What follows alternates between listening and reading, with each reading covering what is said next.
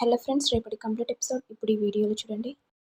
ఇక ముత్యాలు ఏడుస్తూ, ఒరేయ్ నాయనా, ఈరోజు నాకు చాలా సంతోషంగా ఉందిరా. ఎన్ని కష్టాలు పడ్డాం, ఎన్ని అవమానాలు ఎదుర్కొన్నాంరా, ఎన్ని నిద్రలేని పరిస్థితుల్ని ఎదుర్కొన్నాంరా. అలాంటిది ఇప్పుడు అవన్నీ తలదించి సలాం కొడుతున్నాయిరా.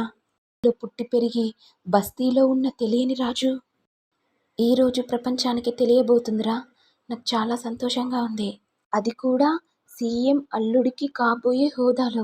అలా మాకు మన వల్ల బస్తీకి గుర్తింపు వస్తుందిరా. మనల్ని అవమానించిన వాళ్ళు ఇప్పుడు మన దగ్గరికి రావడానికి సిగ్గుపడతారా. శభాష్ నాయన శభాష్. అప్పుడు ముత్యాలు మనసులో, ఈరోజు ఎలాగైనా సరే రాజు దగ్గర నేను ఇంగ్లీష్లో మాట్లాడాలి. నేను కూడా సూపర్ మదర్ అని ప్రపంచానికి తెలియజేయాలి. ఇదిలా ఉండగా రేణుక వచ్చి ఈ ఫంక్షన్ని విజయవంతం చేయడానికి అందరూ వచ్చారు. కానీ ఈ ఫంక్షన్ మాత్రం ఎలాగైనా చెడగొట్టాలని, నాశనం చేయడానికి వచ్చాను. నాది అత్యాసే, కానీ నువ్వు మాత్రం నా ఓడివి. సాయం చేస్తా అని మాటిచ్చినాను. ఆ సాయం నీకోసం కాదు, నా కోసమే. ఫంక్షన్లో రాజు పెళ్లి ముచ్చటని నాశనం చేయబోతున్నాను.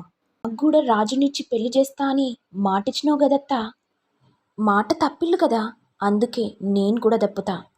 ఇంతలో రాజుకి ఫోన్ రావడంతో, అమ్మ అర్జెంట్ కాల్ వచ్చింది, ఇప్పుడే ఫోన్ మాట్లాడుకొని వస్తాను.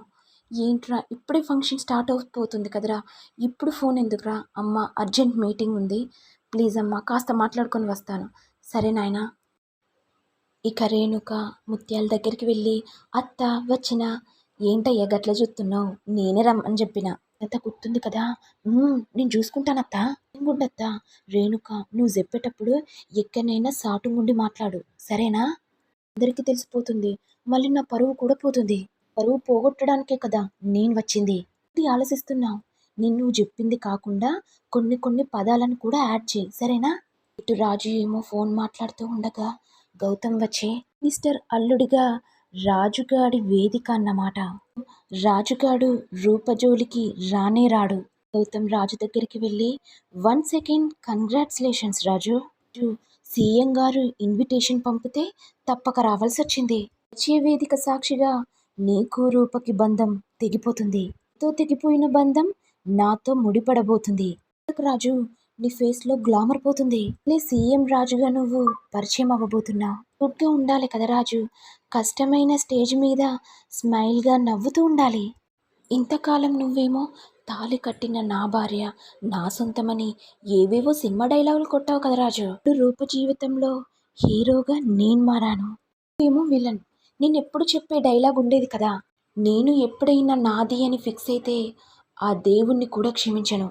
నాది, నా సొంతం, నాకు మాత్రమే సొంతం అని గౌతమ్ అంటుంటే రాజు కోపంతో, రే ఏం మాట్లాడుతున్నావు?